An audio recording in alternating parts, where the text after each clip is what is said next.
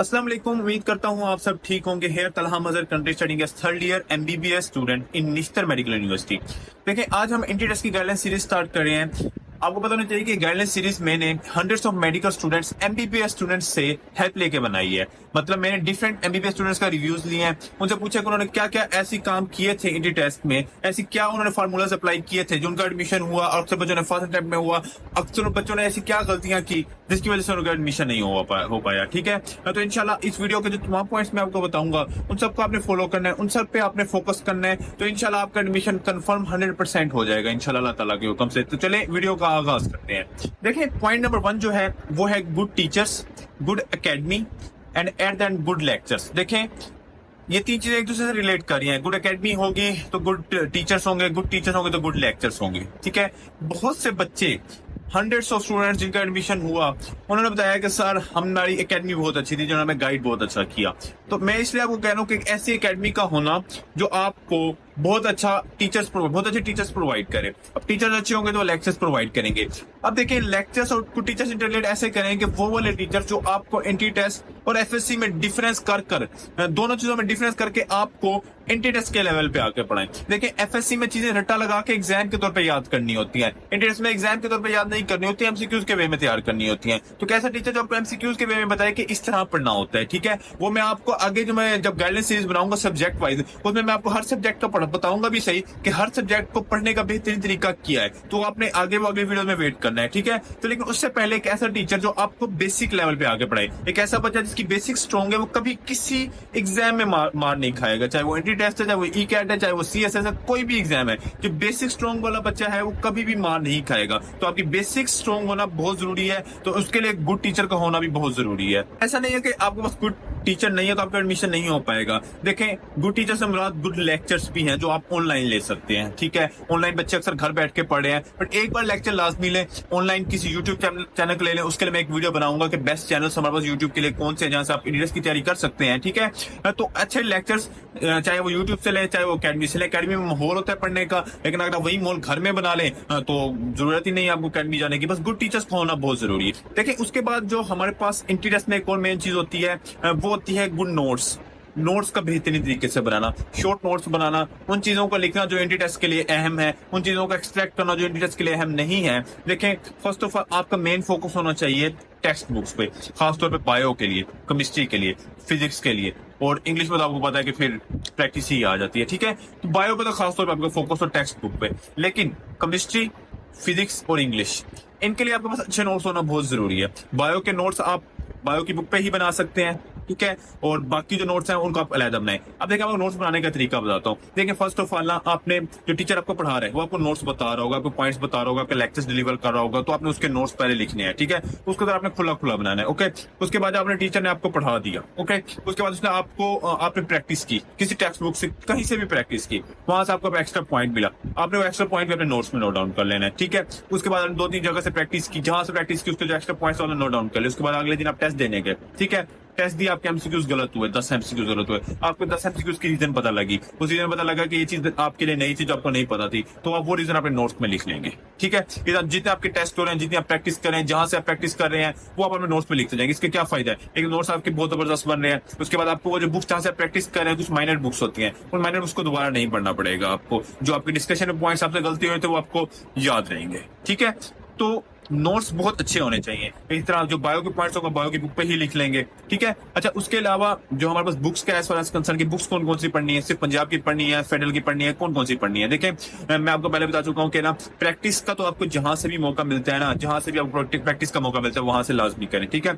लेकिन बेस्ट जो बुक्स हैं एंटी टेस्ट के लिए, वो हर सब्जेक्ट की एक स्पेसिफिक बुक भी बताऊंगा मैं आपको नेक्स्ट वीडियो में जब सब्जेक्ट वाइज बनाऊंगा। लेकिन जनरल जो बुक्स है जिस अकेडमी में आप पढ़ें, कोशिश करें कि उन्हीं की प्रैक्टिस कर लें। लेकिन अगर आप हर जगह की प्रैक्टिस कर सकते हैं, एज ए फ्रेशर बस टाइम कम होता है, लेकिन अगर टाइम मैनेज कर लेते हैं, हर जगह की बुक्स की प्रैक्टिस कर सकते हैं, तो हर जगह की कर लें। लेकिन मैं बेस्ट बुक्स जो आप प्रैक्टिस करनी चाहिए वो मैं आपको सब्जेक्ट वाइज में ही बताऊंगा। ठीक है, तो ऐसी बुक्स आपने लाजमी पढ़नी है। ओके, अच्छा, लेकिन ऐसी बुक्स ट्राई करें कि आपको एग्जांपल दूं कि ऐसी बुक्स आपने ट्राई करनी है जहां पे आपको सोल्यूशन दिया गया हो, हर एमसीक्यूज का सोल्यूशन दिया गया हो। किप्स की बुक्स अच्छी है, वैसे स्टेप की भी अच्छी है, ग्रिप की एक बुक है वो भी बहुत अच्छी है, और हर सब्जेक्ट के लिए एक अलग स्पेसिफिक बुक भी है, वो मैं आपको नेक्स्ट ही बताऊंगा। देखें, अब जो मेन एक चीज होती है, अक्सर बच्चों का ना शेड्यूल नहीं बन रहा होता एंटी टेस्ट में कि कैसे पढ़ें। ठीक है, वो नहीं समझ पा रहे होते कि कम से कम हम वो पूरे चैप्टर, वो बड़े ना इस मिसकंसेप्शन में होते हैं कि पता नहीं हमने एक ही दिन में 10 के 10 चैप्टर कर लेने हैं, एक ही दिन में सारा कुछ कर लेना है, पता नहीं वो उस चीज में बहुत ज्यादा टॉर्चर में अक्सर बच्चे मेरे पास आते हैं कि भाई हमें ना शेड्यूल नहीं बन रहा हमसे। लेकिन शेड्यूल बनाने का सबसे बेहतरीन तरीका ये कि कम से कम पहले ना आप एकेडमी के अलावा, मतलब एकेडमी जाने के अलावा 10 से 8 घंटे का अपने सेल्फ स्टडी का शेड्यूल बनाए, ठीक है। एकेडमी 4 से 5 घंटे जा रहे हैं वो आप जाए, ठीक है। जिस चीज में आपके टाइम से आया हो ना वो चीज आप एक्सट्रैक्ट कर दे अपनी लाइफ से, 3 महीने के लिए एक्सट्रैक्ट कर दे, ठीक है। चाहे वो आप मोबाइल यूज कर रहे हैं, चाहे सोशल मीडिया यूज कर रहे हैं, चाहे गेम कर रहे हैं, हर चीज एक्सट्रैक्ट करें, सिर्फ पढ़ाई। 12 घंटे 14 घंटे में पढ़ता था एकेडमी के साथ, 4 घंटे एकेडमी जाता था, 12 से 14 घंटे में पढ़ता था, 6 से 7 घंटे सोता था, खाना खाते हुए पढ़ रहा हूँ, नमाज के टाइम में रहता होता था बस। तो पढ़ना तो बहुत ज्यादा, सेल्फ स्टडी जितनी आपकी होगी, जितने आप ज्यादा प्रैक्टिस करेंगे, वो चीज आपकी बहुत ज्यादा हेल्प करेगी, ठीक है। अच्छा, शेड्यूल आपका बन गया 12 से 10 घंटे का, ठीक है। उसके बाद आपने पढ़ना ऐसी है कि जो टीचर आपको पढ़ा रहे, डेली का आपके लेक्चर्स हो रहे हैं, ठीक है। अब देखें, होता है ऐसा कि एकेडमिक शेड्यूल चल रहा होता है कि डेली टेस्ट भी होता है और लेक्चर्स भी पढ़ा रहे होते हैं, ठीक है, जो फ्रेशर्स का आजकल सीन चल रहा है, ठीक है। तो आपने ऐसा करना है कि ना 2 से 3 घंटे में ना जो आपका लेक्चर आज पढ़ाएगा, हर सब्जेक्ट को 1-1 घंटा देते जाए, उनको एक बार ना रिवाइज कर लें, एक बार याद कर लें, एक बार पढ़ लें। साथ अगर प्रैक्टिस कर लेंगे थोड़ी बहुत तो वो एक सोने पे सुहागा हो जाएगा, ठीक है। उसके बाद 5 से 6 घंटे में ना, 5 से 6 घंटे में जो आपका टेस्ट है ना, उस टेस्ट को बहुत अच्छे से याद करना है। 2 से 3 घंटे में एक चैप्टर करना है, उसके बाद उसकी प्रैक्टिस करनी है 2 से 3 घंटे, ठीक है। ये बेस्ट शेड्यूल है पढ़ने का इंटीरियर में। उसके बाद आपकी taste wise testing, sorry chapter wise testing start होगी। उसके लिए आप शेड्यूल ऐसे करेंगे, फिर आपने चैप्टर्स का एक बार पढ़ा होगा, आपने अच्छे से पढ़ा होगा, अब 3-4 पर देखिए, मैंने आपको पहले शेड्यूल बताया कि एक बार लेक्चर्स को रिवाइज करना है आपके, एक बार अब लेक्चर्स रिवाइज हो गए, इसको एक बार टेस्टिंग में रिवाइज हो जाएंगे, उसके बाद दोबारा टेस्ट होंगे तब रिवाइज होंगे, बार बार रिवाइज होंगे। आपके जो नोट्स पे बनेंगे, पॉइंट्स होंगे, पॉइंट्स पे ग्रिप होगी आपकी, नोट्स पे एक बार रीडिंग होगी, नोट्स रिवाइज होंगे, तो ये बहुत ज्यादा रिवीजन हो जाएगी आपकी, आपको फिंगर टिप पे याद हो जाएगी, ठीक है। प्रैक्टिस बार बार हो जाएगी, तो एक बार प्रैक्टिस 2-3 बार प्रैक्टिस हो तो वो चीज आपको वैसे ही याद रहती है। देखिए, बुक्स का मैं आपको पहले भी बता चुका हूँ कि बुक्स आपने पंजाब की बुक्स पढ़नी है, ठीक है। लेकिन अगर बस टाइम है तब आप फेडरल की बुक्स, ठीक है। फेडरल की बुक्स बायो के लिए तो लाजमी पढ़ें, केमिस्ट्री के लिए भी कोशिश करें कि पढ़ लें, ठीक है। लेकिन अक्सर अकेडमीज की बुक्स ऐसी हैं और अक्सर टीचर जो लेक्चर्स प्रोवाइड कर रहे होते हैं वो आपको ऑलरेडी जो एक्स्ट्रा पॉइंट एमसीक्यूज के लिहाज से इंपॉर्टेंट होते हैं किसी डिफरेंट बुक के, वो आपको बता देते हैं। मैं भी कहना कि आप नोट्स अच्छे बनाएंगे तो आपके ऑलरेडी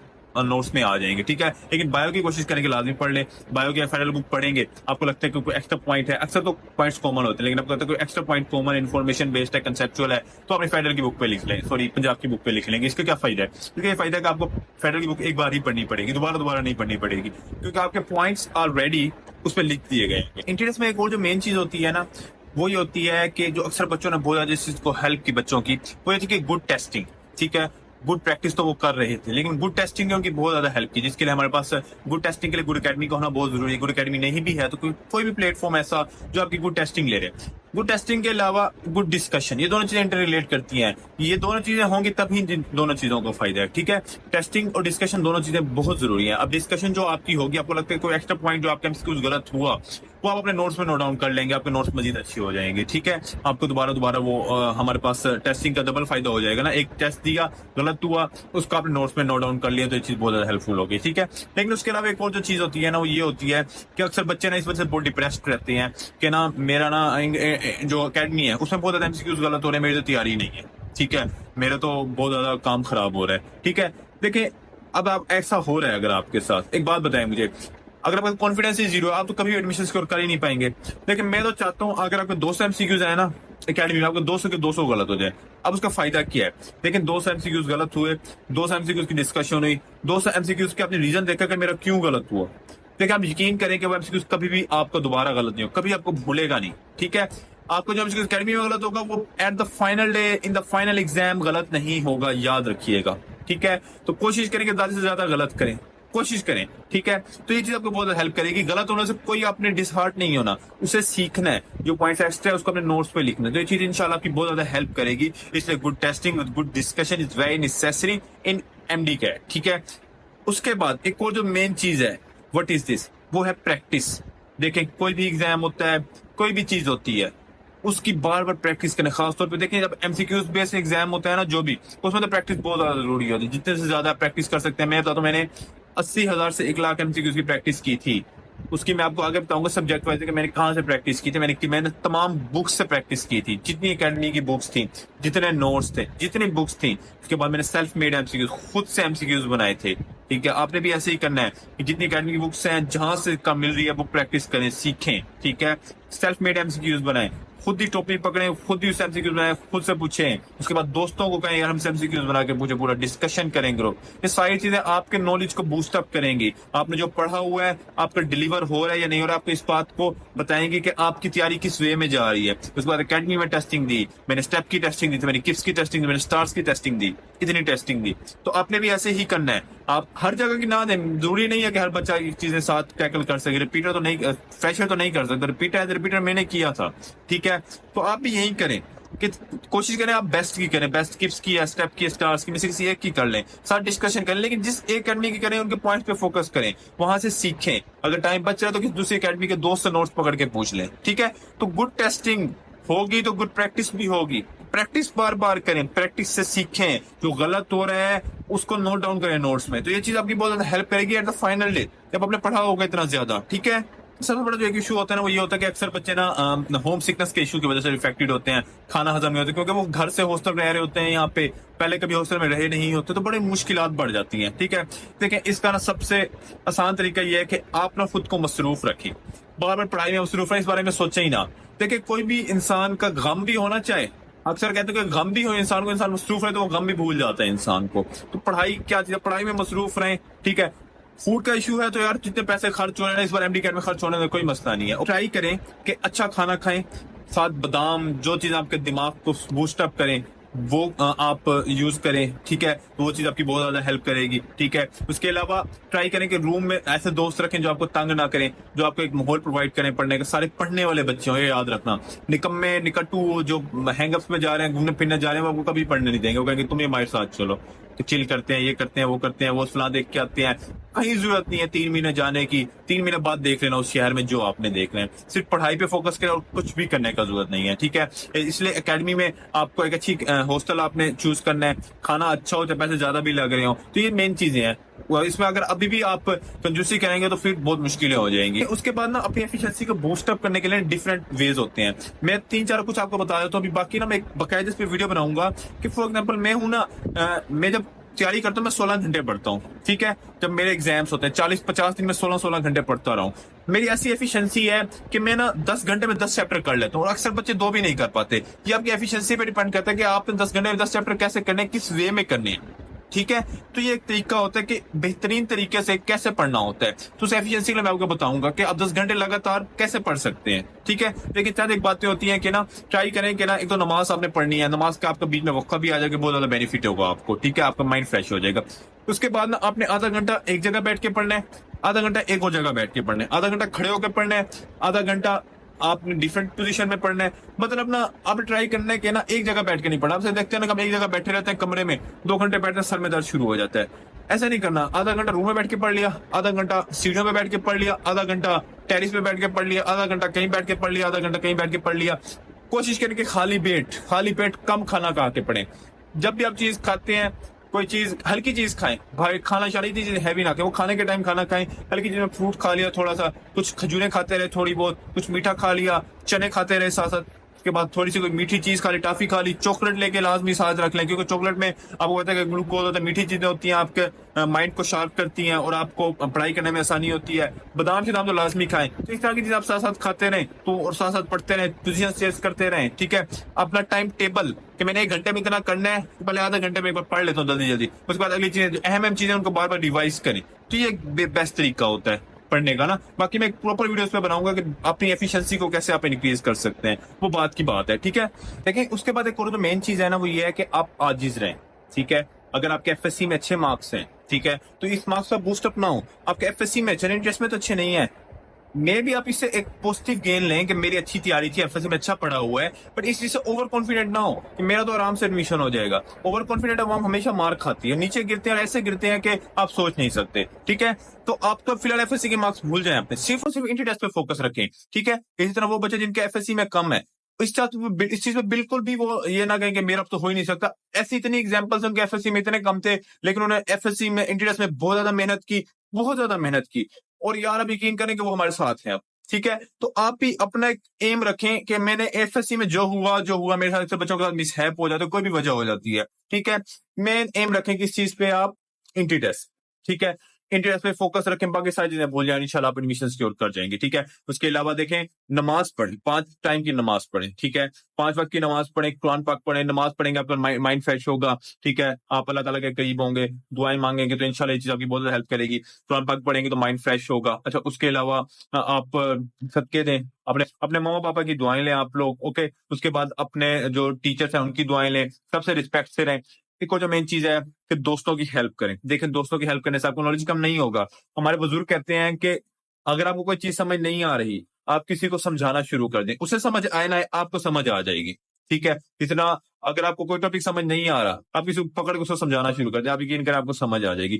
शीशे में खड़ोगे खुद को भी समझाएंगे ना, आपको समझ आ जाएगी। लेकिन वो जरा मुश्किल काम है, दोस्त को समझाने का आसान काम है कि वो सवाल पूछेगा आपसे। ठीक है। ग्रुप डिस्कशन करें, दोस्तों में 4-5 बैठ के ग्रुप डिस्कशन करें, एमसीक्यूज पूछें एक दूसरे से। चीजें लगती बहुत ऑकवर्ड है और जेलिसी वाली हैं, बट ये चीजें आपको बहुत हेल्प करती हैं। ठीक है, बहुत ज्यादा हेल्प करती हैं। तो ये सारे काम आप लाजमी करें। ओके। इसके अलावा एक और जो मेन चीज है ना, आपने जो जो लाजमी करनी है वो एक नया, फॉर एग्जाम्पल आप किसी एक अकेडमी में पढ़ रहे हैं, आप अकेडमी में नहीं भी पढ़े, घर बैठ के पढ़े, जैसे मर्जी जितनी भी अकेडमीज है उन सबके फुल बुक्स, हाफ बुक्स और क्रैश बुक्स करनी, क्रैश जो टेस्ट होते हैं तो सारे करने हैं। ठीक है। खासतौर पे स्टार्स के, खासतौर पे किप्स के और स्टेप के, बाकी लोगों को मुझे नहीं पता। इन 3 के तो लाजमी करने हैं। किप्स और स्टेप के तो मैं कह रहा हूँ जैसे मर्जी करें, आप पैसे पे करके लें, वो लाजमी करें। किप्स और स्टेप के एमसीक्यूज जो होते हैं वो फाइनल एग्जाम में आपको जो एमडी कह रहे हो उसमें आते हैं, बिल्कुल वैसे आते हैं। ठीक है। अब जैसे आते हैं निकलवाते हैं, जो भी रीजन है वो मुझे नहीं पता, बट वो आते हैं। तो इनके आपने लाजमी करने हैं, हाफ फुल बुक और क्रैश टेस्ट। ठीक है। जो भी फुल बुक का है वो लाजमी करने हैं आपने, तो वो चीज आपकी बहुत ज्यादा हेल्प करेगी। और कोशिश करें डिस्कशन कैसे मिल जाए तो वो तो और बेस्ट हो जाएगा। ठीक है। उसके बाद देखिए, फजूल चीजों में टाइम नहीं जाया करना आपने एमडी कैट में। अक्सर बच्चे, मैंने बहुत बच्चे इसी वजह से देखे हैं, टॉपर्स भी मार खाते देखे हैं कि ना वो टाइम जाया कर रहे होते हैं। लड़कियां देखें अकेडमी में जाते हैं, आपको पता है कि आपकी पहली बार, अक्सर बच्चे तो पहली बार को एजुकेशन में पढ़ रहे होते हैं, वो लड़कियों को थोड़ा बहुत अट्रैक्ट होते हैं, लड़कियां भी अट्रैक्ट होती हैं, तो एक दूसरे से अट्रैक्शन होती है, ग्रुप्स में अट्रैक्शन होती है, बातचीत होती है और टाइम वेस्ट होता है। टाइम वेस्ट होता है, आपका एडमिशन नहीं होता है। फिर आप एक और साल लगाते हैं, तब यही काम करते हैं, आपको दोबारा एडमिशन नहीं होता है, फिर आप इधर उधर फिर रहे होते हैं। ठीक है। तो इन चीजों में नहीं करना आपने। ठीक है। आपने सिर्फ और सिर्फ अपने एम पे फोकस रखना है। ठीक है। ये सारी चीजें यूनिवर्सिटी में आके आपने ही करना है। आप लोगों ने किसी से फोन पे बात नहीं करनी, सोशल मीडिया को बिल्कुल लेफ्ट कर दें, डिलीट कर दें, इंस्टाग्राम, हर चीज जो फजूल चीज है आप उसको डेल कर दें। ठीक है। सिर्फ काम की जो चीज है ना उसको अपने पास रखें, जो आपके लिए हेल्पफुल होगी। ठीक है। तो ये चीज इंशाल्लाह भी बहुत ज्यादा हेल्प करे। देखिए, कोई भी एग्जाम होता है ना, पहले ही बता चुका हूँ कि ना उस एग्जाम का ना कोई आपका स्केच होना चाहिए कि किस तरह के हमसे क्वेश्चंस पूछे जाएंगे, हमसे क्या पूछा जाएगा। ठीक है। स्केच आपको पास पेपर्स प्रोवाइड करते हैं, पास पेपर में अपने यूएचएस के पास पेपर करने हैं, नम्स के पास पेपर करने हैं, बार बार करने हैं। आपको ना फिंगर टिप्स पे आते हो, बल्कि आपको ये भी पता हो पास पेपर करने से कि आइडिया हो जाए कि यहाँ पे मेरे से कैसे एमसीक्यूज पूछे जाते हैं, तो इसी तरह के एमसीक्यूज में से फाइनल एग्जाम में मेरे पे भी पूछे जाएंगे। तो उसी वे में आप बुक्स पढ़ें। समझदार बंदा वही है जो पास पेपर्स को ना सिर्फ याद करे, बल्कि वहां पे देखे भी सही कि मेरे से क्या पॉइंट्स पूछे जा रहे हैं, और वही पॉइंट पे गौर करके वो जब उसका फाइनल एग्जाम हो तो उन्हीं पॉइंट पे गौर करके अपने बेहतरीन तरीके से करें। ठीक है। तो पास पेपर्स बहुत अच्छे से करने। इसके अलावा अगर आपके पास टाइम है तो पीएमसी पता है आपको, पाकिस्तान मेडिकल कमीशन ने एक बार टेस्ट लिया था 2021 में या 2020 में।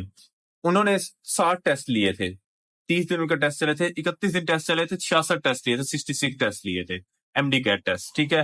तो उनका डाटा आउट हुआ था, इनके पेपर आउट हुए थे। अगर आपको कहीं से वो मिल जाते हैं तो वो कर लें, तो वो भी वेल एंड गुड है। नहीं भी करते तो कोई ऐसा इशू नहीं है। यूएचएस और नम्स के बहुत अच्छे से कर लें। ओके। देखें, इस सारे पॉइंट्स मैंने आपको बता दिए हैं। ठीक है। जो आपके एमडी कैट में हेल्प करेंगे, तो मेन है उनमें प्रैक्टिस है, गुड टीचर्स हैं, अच्छा माहौल है, बार बार प्रैक्टिस, अच्छी टेस्टिंग, ये मेन पॉइंट्स है। ठीक है। गुड प्रैक्टिस तो सबसे ज्यादा जरूरी है। जितने एमसीक्यू जहां से मिल रहे हैं, दोस्तों के साथ डिस्कशन करने से मिल रहे हैं, खुद बनाने हैं, आपने टॉपिक से बनाने हैं तो मिलने से मिल रहे, वहां से बन रहे हैं, आप जहां से प्रैक्टिस कर रहे हैं, जितनी बुक से प्रैक्टिस कर रहे हैं, डिस्कशन हो रही हैं, नोट डाउन कर रहे हैं आप। देखिए, जहां से आपको मौका मिल रहा है ना प्रैक्टिस का, तो आपने वो करनी है। ठीक है। इसके अलावा भी अगर आपको कोई सवाल है, अगर आप डिप्रेस्ड हैं किसी वजह से, कोई भी इशू है, तो आप मुझे इंस्टाग्राम पे रीच आउट कर सकते हैं, आप मुझे फेसबुक पे रीच आउट कर सकते हैं, आप मुझे कमेंट सेक्शन में रीच आउट कर सकते हैं, जहां आप इजीली करना चाहें। ठीक है। मैं हर जगह अवेलेबल हो जाऊंगा इंशाल्लाह। ठीक है। तो इंशाल्लाह मिलते हैं नेक्स्ट वीडियो में, तब तक मुझे दीजिए इजाजत। अल्लाह हाफिज।